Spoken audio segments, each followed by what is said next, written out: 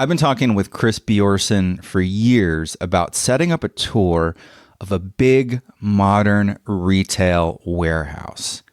Kris works with me at JLL. He's the head of retail e-commerce distribution, which means he spends many of his days inside and around these huge modern e-commerce retail distribution facilities.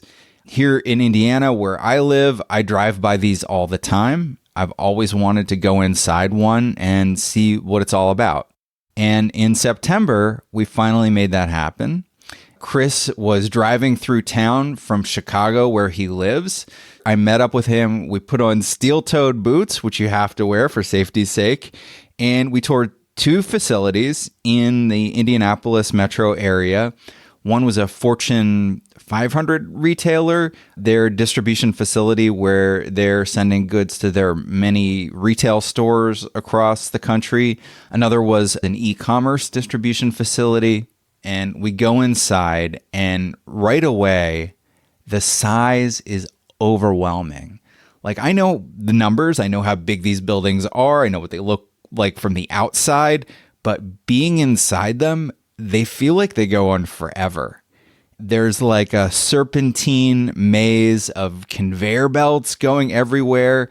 And there's this mix of people and technology.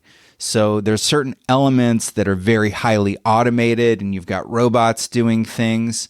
Other elements where people are doing most of the work. I would say the majority of what I saw at both warehouses was a combination of people being enabled to do their jobs faster and accurately because of technology.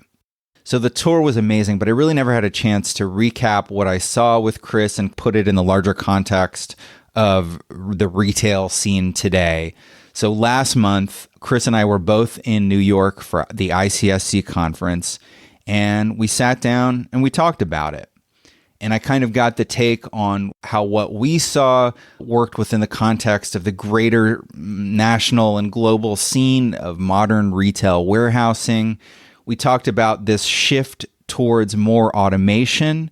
We talked about how inventory management works and the strategies that retailers employ when they're thinking about where they want to put one of these new huge distribution centers. So today we're going to hear that conversation with Kris Bjorson. It's the present and future of the modern retail warehouse.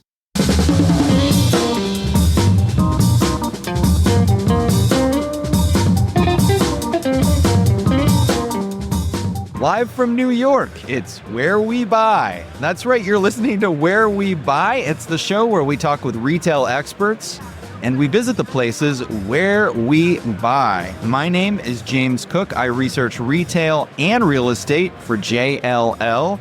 And today we are recording live from the showroom floor of ICSC New York 2024. I've got a guest host today, Mr. Naveen Jaggi. Welcome, Naveen. Great to be here, James. Thanks for having me. I am the president of Retail Advisory Services for JLL for the Americas. And our guest today is Kris Bjorson. You're overseeing industrial mostly for retailers, right? But correct. How would you describe what you do? Head of retail e-commerce distribution. I've spent the past 20 years on the retail supply chain side. So we're talking retail supply, retail distribution. Yep. So, Kris, I thought we should tell Naveen about this field trip that we just did. So you came to visit me. You're in Chicago. I live in Indiana. You came to visit me in Indianapolis. And we visited some very high-tech warehouse and distribution. How can we describe it? How would you describe it? Yeah, we had a great, what we would call the steel toe field trip. That's it, right? Steel toe, yeah. We get this email that says, hey, you got to get steel-toed shoes if you're going to come on a tour with Kris Bjorson. So we started the day, we went to a Fortune 10 retailer and looked at their e-commerce fulfillment facility. And then we closed the day looking at a Fortune 200 retailer and looking at their regional distribution center serving the store network. Okay, Kris, I love the fact that we went really that high, right? Yeah. We're like, you know how it is. You can't talk about names of course, folks generally. But you want to quantify it. Yeah. you want to know, hey, I didn't just go to Joe Schmo's warehouse, that we're in a big deal place. And let's not be critical of Joe Schmo. I've met Joe Schmo. You should meet Joe Schmo. He's got a lot to offer. We're fortunate to tour the facilities and understand really how product moves in and moves through a facility of all different levels of labor and automation and all the way from the inbound to the outbound on the shipping and everything in between. So spent a good hour in each facility and a great tour we had of each of them, understanding what's it like to serve directly to consumer versus what's it like to sort of prepare something going to the store. And I feel like what I saw was a really healthy integration, especially in one of them, of a lot of people, but also a lot of technology too. Would you say that's typical, that there is a lot of automation at your big retail warehouses? Yeah, I would say it's real an evolution, right? All of the retailers are investing more in capital and automation. Just about every one of our deals, the personal property inside of the four walls of the real estate are becoming more expensive than the four walls. And everybody's sensitive of, how productive can the workforce be. We toured these facilities in early November, so they're just starting to juice up. The seasonal spike in one of the facilities was going to be 10x of the population we saw at one of those. The other seasonal spike was going to be 3x. So we're just beginning the holiday season on a steady shipment, but you could see all the inventory was built. These facilities were ready to go and start pushing product out. How much, Kris, have you seen in the last 10 years, using that as an example, where 10 years ago, the human element was X% of the journey through warehousing, and today with robotics and with improved technologies, the human touch is less affecting the product? Give me some sense of changes that the robotics and the science technology has affected the product moving from the arrival at the warehouse through the warehouse back out the door. Yeah, great question. You drive down the roads now, you say, what's that tall building over there? And it's not uncommon right now for us to see 60-foot to 110-foot industrial distribution buildings. What it means when you see that, it means clients have really invested in the automation. That's vertical storage, ASRS systems, and then that's multiple pick levels and mezzanine levels of everything from robotic picking to conveyors. The head counts in some of these have went 30% automation, 70% labor 10 years ago, and we could be completely flipped around right now. So we're 70% automation, 30% labor. In the labor's, doing stuff that maximizes what the human can do inside the facility. So very focused effort. Kris, one of the things that we've learned in the past is that technology will impact one sector of the labor force in a negative way, right? Because if technology takes over that, robotics, for example. But you also hear the story about technology also creates new labor opportunities. Would you say that in the world that you live in, the warehouse spaces, that the industrial sector has seen, even though technology has moved in, robotics moved in, there's also been a greater need for humans in certain parts of that chain?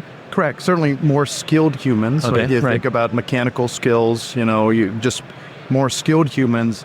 But we have to remember, in this whole race, only a few people are getting into the second half, right? Right. So you do have that whole balance of mid-size to smaller size retailers that are still answering the seasonal solution with labor. Right. And so, James, was great to see some automated facilities, but he saw 30% of the 100% of what's out there. The other 70% are still using labor to solve the velocity problem with the product. You still got to get the product off of the truck, and sometimes that's a human, right? Correct. And then you got to find the right bin that it goes to, make sure it gets distributed to the right places. And from a complexity standpoint, Kris, how much more complex is the distribution of the product, from the point it arrives at a distribution center until it leaves the distribution center for the stores? Yeah, in a lot of that, I think just about all the facilities we saw, that was all based on the velocity of the product. And so clients have invested more and more in, we talked about artificial intelligence, we talked about other ways to monitor inventory. So when that truck backs up on the inbound, they have a great idea. Is that staying for half the day and going out? Right. Is it staying for 20 to 30 days? It goes to a different spot. Is it staying in a group of like-kind products that will get shipped together? Right. That inventory is very well allocated when that truck backs up, and it's quickly going to those different sections of the warehouse. For a quick turn versus a short turn versus a long turn. That's a great point. I hadn't thought of that. So you scan that SKU, and you know what kind of velocity it's going and what it travels with and all this other stuff. And James was fortunate to see how some of that stuff gets allocated and sorted and all that, and then moves to different sections. Gotcha. Yeah, it was overwhelming. Like the complexity of some of these systems. Like there's no way that a human could control all that. They have to be automated. They're so complex. One of the things, Kris, when we went to a retailer's warehouse that mainly they were assembling trucks to go to individual retail locations, that seemed more slow-paced and more methodical because they're assembling it together. And also, it was huge. It felt like in the end of Indiana Jones where they're putting away in the big warehouse. It was huge. I mean, I'm sure there were a lot of people, but maybe because it was so big, it didn't feel like there were that many people. For that kind of warehouse where they're just assembling for retail locations, it must be generally a lot fewer people work at a warehouse like that. Is that? Yeah, I would just think the first word, we call it an each, the direct-to-consumer facility. The first one you went to, that each has a life, has a short span to get to you. That could be a same-day unit, could be a next-day unit. The store is backfilling that same SKU for a section of the store, right? And that's going out once a week, once every other week. And so it's not as high pace, they're loading. Ideally, you're bringing a half a truckload, a full truckload to backfill a retail store. So they're loading for that store to be stocked with inventory for when the consumer comes in, consumer satisfied, by it. Yeah. Bigger pieces, it's traveling in, cases and packs and dozens, just bigger move-ins. How often are you out in the field like that, visiting, walking through warehouses and doing that type of stuff? Is that a lot of your time? 2 to 3 days a week. Okay, so that's all your time. So you know where all the good restaurants are? Oh, yeah. We got them all mapped out. Every market, every industrial hotspot is mapped out on the path of looking at those warehouses. Well, okay, let's talk about it. Industrial hotspots. You're based out of Chicago. Does that continue to be one of the big hotspots for retail distribution? Yeah, it's continued to be a great market. I think the 2025 markets to watch that JLL put out based on our tenant demand study was the central region, primarily highlighting Chicago and Dallas. Those are both very balanced industrial markets. Dallas getting a lot of interest, from the Mexican border and how people are storing and stocking and redistributing to the United States. Chicago is still getting a great presence of all the inbound intermodal on the rail. So a lot inbound intermodal into Chicago, then sent back out on truck. One of the things that strikes me, Kris, about the evolving requirements for distribution centers, of course, is the whole online impact, right? And so I'd love for you to maybe educate us a little bit about how you've seen over the last 10 years or so, how your business has changed as the consumers have started to migrate more and more. Not that they've moved fully to online, we know that, but 10 or 15 years ago, distribution centers were for products that went to the store. Correct. Today, distribution centers are for stuff that goes directly from the manufacturer to your home and doesn't have a store. If you wouldn't mind telling us and our audience here just a little bit about how your work in advising retailers on their distribution centers, taking into account the change of the consumer and how they buy. We got a big spike in 2020 with COVID, and everybody thought it would stay there. We thought we'd take a double-digit jump, 15 to 30 to 40%, and we thought it'd stay there. It came back down to reality.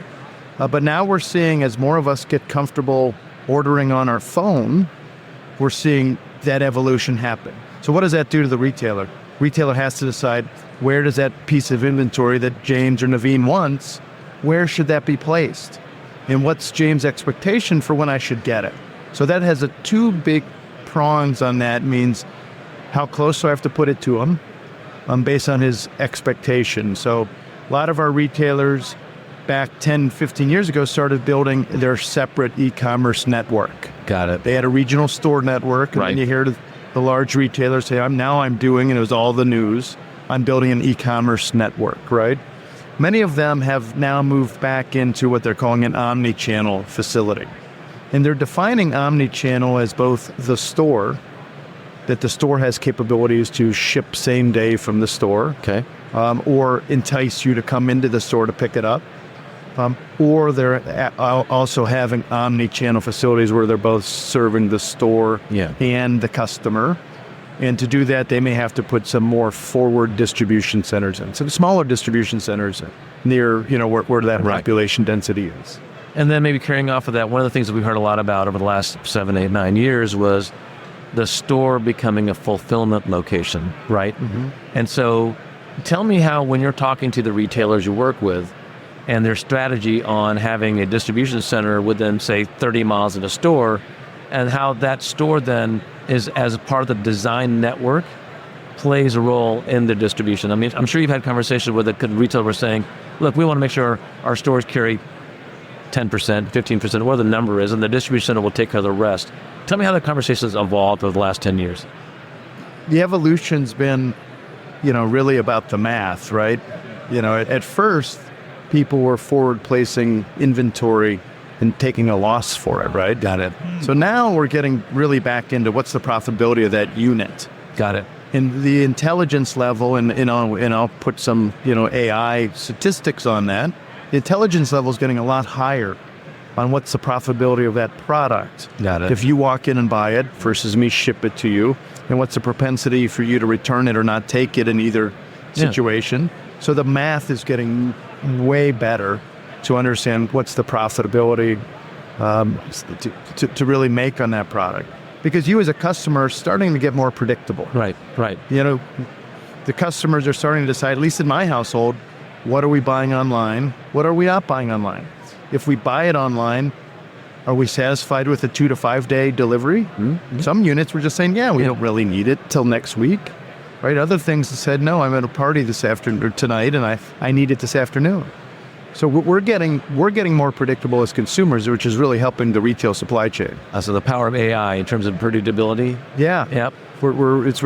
We consumers are helping retail supply chains get way more efficient, smarter about the distribution of the product. Yep. That's a great point. So the demand, I know I was looking at the stats, the demand by retailers for industrial, it's still there, but it's been slowing down recently. That's fair to say. Correct. Is that because they've gotten more efficient and they're doing more ship from store, or what's the reason? Or they just leased up enough space and they're good for a while? Yeah, all the above, really. I think they're getting more efficient and smarter about their inventory, as we discussed. I think they're using the store more to satisfy the consumer. So all of that basically means if you had a big growth surge post-COVID with inventory, we've been shrinking it down. When you shrink inventory down, we don't need as many stocking locations and warehouses. So on our tour, we saw a lot of technology. What I shouldn't have been surprised by was some of the technology wasn't brand new, because obviously they buy this technology and they plan it to be in place for, 10, 15, Correct. 20 years. Does that mean that there's a lot of old technology out there in the warehouse, automated technology that's still running, or do you see, I guess what I'm asking is there a demand for new technology right now, or is most of that in place? And I'm thinking about automation and things like that. Yeah, the facilities that we saw, there's more modern technology out there. Okay. So what's happening in the world now, as you get into the more modern technology, we talked a little bit about the personal property investment in automation being more than actual real property. Well, if you and I were doing that, our first thought is that we better own the real property, right? You toured 2 lease facilities. So when you start moving this other direction where we're making this significant 3x investment in personal property automation versus the 1x investment in real property, I better be an owner of that real property.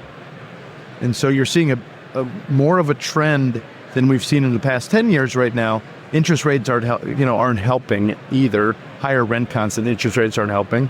But a lot of our retail clients are coming back to distribution as core assets. To get the productivity out of the asset, it's a core asset. I need to own that asset. And when we start running cash flow models and lease versus own models, especially when we include the personal property, that's coming way back and saying you should be an owner. Mm-hmm. And so that's one of the trends you'll see in 2025 is retailers will keep on owning these core assets versus doing long-term leases on them. I mean, talking it from an investor standpoint, we know that the industrial asset class overheated for the last few years, overheated, hot, whatever term you want to apply, but very desirable real estate investment, right? We know that Blackstone almost quadrupled their investments in industrial space. They went from zero to like some ridiculous number, I think $400 billion in industrial space within a 5-year period. The number 2 investor of the industrial space from zero to number 2 in no time at all. Is that continuing on, Kris? Is the industrial space still very, very hot? And is there the institutional side that's doubling down on industrial, or is that cooling off some? No, I think it's staying pretty steady. So what happens, we hear a threat about tariffs coming. All the importers flood the U.S. with inventory. And we avoid drastic vacancy. We avoid rent falling, declining rents. Right. Okay, now tariffs come. Now we're out in the market with people that have more of a production and distribution use, right? Right. So historically, if you had 10 industrial assets, 9 of them would be for finished goods distribution. That's evolved. We're in the market now, probably 4 to 5 of the users have some other value-added component. It could be a freezer cooler. It could be production. It could be assembly. So there's some other value-added opponent. It's just not all finished good distribution. Right. And so, I think it's sort of the, squeeze in the balloon a little bit on the industrial investment. They'll still be coming. It's just going to be coming in a little bit different shapes and forms. Right. So in your hot markets to watch, Chicago and Dallas, is there a lot of speculative construction in those markets because of that demand? There was. Okay. There was. Chicago be a more balanced market than Dallas right now. Not a lot of speculative construction going up due to where interest rates were at and where construction material pricing was at, and where demand was at. So, demand's taken, 4 to 6 quarters off. And so Dallas still has 1 to 2 years to absorb the product that's out there. Chicago's a little bit tighter. We're tighter in many size ranges in the Chicago market. It's certainly tighter. So you can do the math. You know the velocity. And you know how much empty space. So 1 to 2 years. Are there other markets out there that have more than 2 years of space? Yeah, some of them. Like your backyard. You take a drive on I-70 East, and you see a lot in the East, Kris, in the industrial market. We have a lot of big box warehouse. Yeah, so some markets just have got slightly overbuilt. Indy's always been, given the transportation location of Indy, it's always been a good distribution hub. That'll get absorbed faster. Greenville, Spartanburg got really overbuilt. Phoenix right now is overbuilt. So some of these markets, is carrying millions and millions of square feet, and their potential absorption is 3 to 5 years. Wow. To absorb the product. And that's a pretty significant difference there. Because these were markets where you had 100,000 to 300,000 square foot warehouses, and everybody came into the market and said, let's build 500s into millions. So Kris, you top of this hot markets, my history with retail has been, it's always been about the coasts first and then go to the central in terms of the way the retailers grow, right? By the same token, you've got New Jersey, you got Long Beach on each coast, so it's the 2 strong ports right on each coast. Yep. Then you've got obviously Dallas, Chicago down the center of the state. Then you've got the Port of Houston, the Port of Savannah. Give me some sense of how we're diversifying our distribution offerings so that we're not so susceptible to either East Coast labor strikes that we were threatened with a couple of months ago, or West Coast China issues, right? So we've had to diversify our overall. So walk me through how you've seen your business change over the last 4 years, where now retailers say, we can't be so dependent on Long Beach or New Jersey for product. Most retailers would start with the 5 key distribution markets, right? So you had Eastern PA, New Jersey is number 1 to serve the Northeast. You had Atlanta to serve the Southeast, Dallas to do the Southwest, Chicago, Indy to Chicago to take the middle of the country, and you had something out west.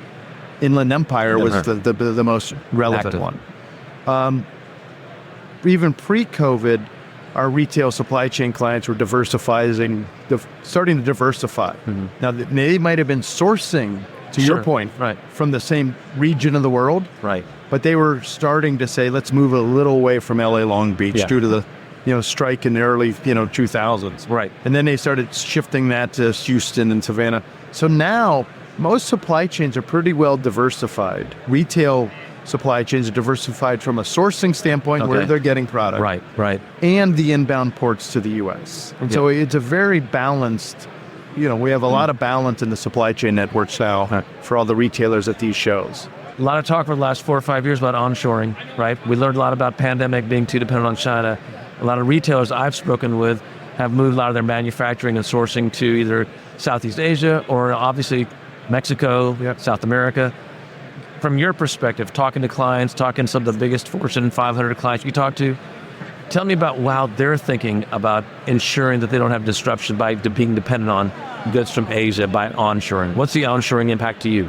Yeah, I think the onshoring has been growth along the, Mexican border. So we certainly have seen significant industrial real estate growth along that whole border.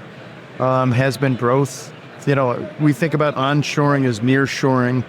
The word sustainability comes up. Port diversification, right? Yes. Supplier diversification, and in all kinds of suppliers. So I think the retail supply chains have really moved and mitigated a lot of that risk that we've heard about over the past 5-6 years with multiple facilities, multiple service providers. I think we're in a pretty good spot. So, any other recaps on our steel toe field trip? I can say it's real easy to buy steel-toed shoes at the last minute online. They'll ship them to your door the next day. Yeah, I think Kris and I never really had the opportunity to tour modern retail warehouses. So thank you so much for taking me on that. I just came away just really impressed with the scale. I saw 2, and there are probably, I don't even know, so many of that scale in the Midwest. There's just so much. Well, I think one of the things that we didn't even talk about, and I've heard a lot today sitting with Naveen, is about the store experience, right? And how important, that's every question I'm with Naveen, that's the question he's getting, like, how do you make that experience better? And you saw in these warehouses how these clients are trying to improve the worker experience. Some real high-end break rooms, some real creative flexibility on when you have time off, what you can do in your time off. So that's not lost inside the warehouse of how they're motivating a workforce and actively making it a better environment in sort of the experience areas of a workforce, not just shipping the product. It was really impressive. In my head, I pictured if you work at a warehouse, it's going to be bare bones. Yeah. It's not going to be nice. One of the ones that we walked into, the employee area felt like like a restaurant. It had different games, like a basketball games you could play. I think they had a gym, right? Yeah. Just, it felt, That's really nice. So Kris Bjorson's world. So 30 years ago when Kris got in the business, right? He would go to work in a t-shirt and a pair of jeans because you're going to walk into a building that was not air conditioned. It was hot and steamy for 6 months of the year, and you come after a work day and have lost 5 pounds. Now it's almost like a country club environment, not literally, but you get my point, right, Kris? Yep. They're built beautiful environments. They're air conditioned. They're safe. They're comfortable. They make it nice for the industrial worker to have a good work experience, right? We talk about experience on the retail side, but I think retailers and the Prologists of the world have realized that if you make a really attractive place to work, be it a retail store or a distribution center, you can retain and recruit great people. Yeah. So maybe that's one way to ask the question. Have you also seen that as a big part of their transformation, the industrial developers? Totally. Right? Yeah, it's helped the industrial development community working with these retailers that they want to, some of them want to recreate what that store experience is. I love that. Inside the DC. Yeah. So there's an affiliation to the brand. Right, hey, right. We walk in here and it looks, and some of them will redo the inside of the DC employee areas the same way they're redoing their store network. If you're a sporting goods retailer, I could imagine that if you're attracting a major brand, an Adidas or a Nike or whatever, and you take them to their distribution center where their product will come through your distribution center, and they see this grade A facility with the very finest in technology and people, well-dressed, et cetera, it's got to be a value add for them, right? Yeah, it's got to be, I would think it would be a very attractive place to want to show off your facilities. Correct, right? Yeah. Makes no sense. Is labor a real struggle for these guys right now to find good employees and to keep them? So it continues to be. Yeah. I mean, it continues to be. You think about how do you locate a facility, Certainly transportation's got to be right. You got to be somewhere in the right spot. Labor is closely behind. Very sensitive to the type of labor, quality of labor, and who we are, who our clients are as an employer. They want to be the employer of choice. So what do you have to do to be an employer of choice? Naveen talked about the nice environments, compensation, how are you treating your people, right? So it's a very, very, thoughtful topic on all the site selection projects we're working on. Do you think about incentives when you're doing site selection? I mean, are a lot of communities willing to, give you a tax break if you bring X number of jobs? Less and less. Yeah. When we bring jobs, we bring lots of trucks. Right. So they'd rather have, much higher paying jobs and making something that gets taxed differently than finished goods, and finished goods in and out that often doesn't, the majority of it goes outside the state. Other big criteria right now is power. I mean, the U.S. is really in a power struggle. Our industrial world's been invaded by data center and AI centers, so they've stripped a lot of the power out of the traditional industrial real estate. When we get into these automated distribution centers, they're taking 10 megawatts to 20 megawatts of power. So that was sort of a data center of 15 years ago, but it's still a big power draw for a distribution center. So it is of critical importance. Makes sense. On how constrained our network is right now in terms of electricity infrastructure. The power I keep hearing between data centers and industrial centers, they're big consumers of power. Correct. And so you've got to make sure that those projects aren't at all vulnerable to any kind of power shortages, because we know that we're living in an environmentally challenged world, right? We know the weather's more extreme, and with weather comes more energy disruptions, right? Correct. I live in Houston, and when hurricanes come, we have energy disruptions.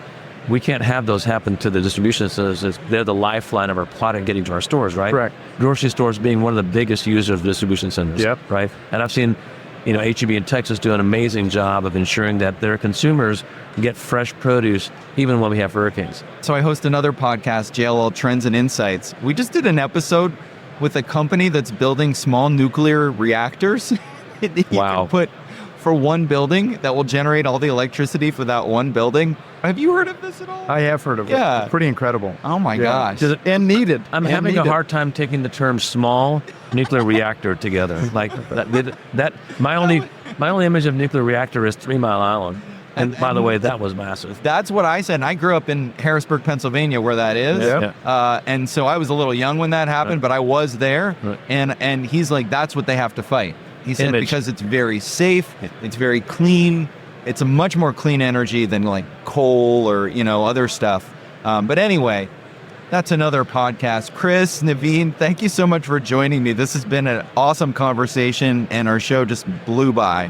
Love it. James, thanks for the invitation, bud. Thank you, James. Appreciate the support, and glad that the retail supply chain can have a voice here at ICSC New York. Yeah. We'll let you in. We'll let you in. Every time, Chris. Thank you, Naveen. If you like this podcast, do me a favor, go into the app that you're listening to and give us a rating. Or even better, give us a little review, right? Just a sentence about what you like about the show. You can subscribe to Where We Buy on the iPhone podcast app, on Spotify, or wherever you get your podcasts. Or you can always find us on the web at wherewebuy.show. We also post a ton of cool videos and interviews on LinkedIn and YouTube, video tours, interviews with folks that you won't hear on this audio podcast. You can check it out by going to the website everythingweknow.show. If you have a specific question about retail, shopping centers, or retail real estate, you can feel free to connect with me and send me a message on LinkedIn. You can find me by searching for James Cook, JLL. Our theme music is Run in the Night by the Good Lords under Creative Commons license.